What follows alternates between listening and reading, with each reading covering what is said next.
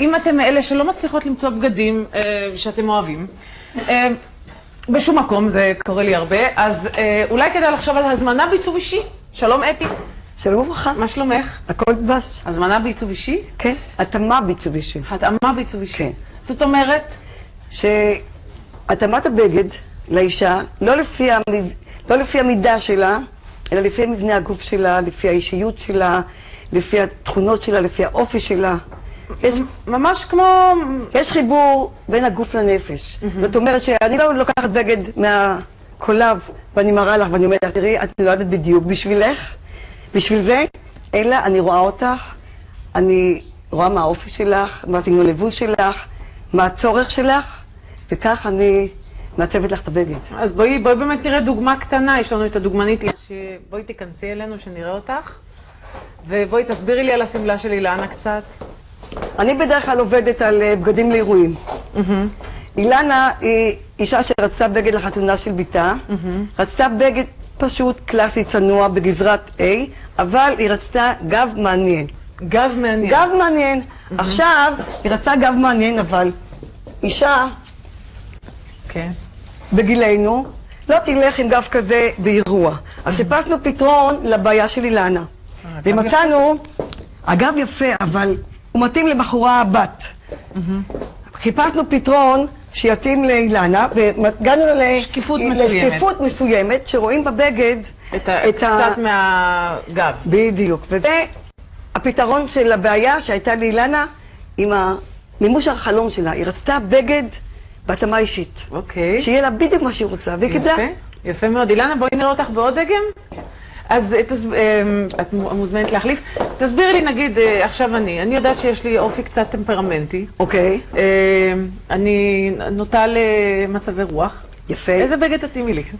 יש לי בטן של חודש שביעי וארגז לי מאחורה. עכשיו, זה לא באינסטנט, וזה לא על רגל אחת. כל הסיפור של התאמה אישית, זה לוקח שעה. שעה. זאת אומרת, את ממש יושבת עם הבן אדם וקוראת אותו במשך שעה. אני יושבת, את באה אליי לסטודיו, ואני רואה אותך. אני מתרשמת מהאופי שלך, על ידי כך שאנחנו מחליפות מילים. ואנחנו יושבות ובוחרות בגד.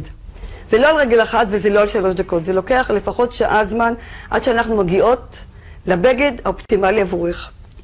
בואי נראה כאן באמת קצת דומים.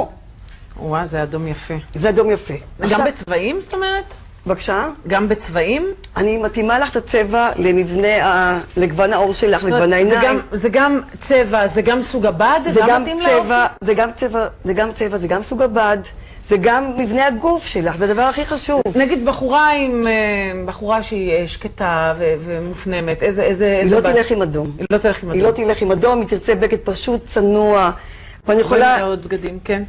בחורה, אבל תראי, מה שהעיקרון הוא, מעבר לאופי, אני מציבה למבנה הגוף, כי זה הכי חשוב. שהמבנה הגוף. שמבנה הגוף, הבגד יהיה מותאם למבנה הגוף. נגיד, את הולכת לחנות רגילה, אז יש לך, נגיד, מדגם מסוים, 3-4 מידות, כל אחת בעצם יכולה להתאים את זה לעצמה, ופה את לוקחת בדיוק את מבנה הגוף שמתאים לאותה בחורה שבאה להזמין אצלך? תראי, כשאת באה לחנות, אז את מתאימה את עצמך לבגדים שתלויים על הקולב, נכון? נכון. לקולקציה של המעצב, עם כל הדברים שאני מאוד מאוד מכבדת. אבל יכולות להיות נשים באותו מידה, אבל לכל אחד יהיה מבנה גוף אחר. אוקיי. יכולה להיות אישה 38, אבל יש לה בטן. אישה 38 ואין לה חזה, יש לה רק ירכיים. זאת אומרת שאין נשים שכולן יש להן אותו מידה, וגם לא כל אחת מתאים לכל דבר.